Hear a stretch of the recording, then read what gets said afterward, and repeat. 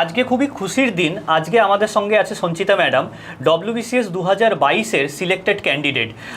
আমরা যখন এডুহাবের তরফ থেকে মক ইন্টারভিউ কন্ডাক্ট করিয়েছিলাম তখন উনি আমাদের এখানে মক ইন্টারভিউ দিয়েছিলেন এবং সৌভাগ্যবশত আমিও ছিলাম সেই বোর্ডে। তো আজকে আমার স্পেশালি খুব ভালো লাগছে।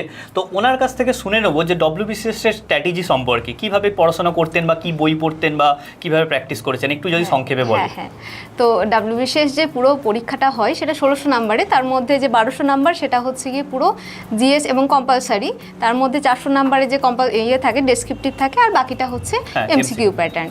তো যে আমাদের জিএস এর পুরো যেটা থাকে সেটাকে মেন হচ্ছে প্রথমে পুরো বই পড়ে জিনিসগুলোকে আগে জেনে নিতে হবে, কনসেপ্টগুলো ক্লিয়ার করতে হবে, তারপরে বিভিন্ন যার যেমন কমফোর্টেবল জোন রয়েছে সেখান থেকে MCQ সলভ করতে হবে।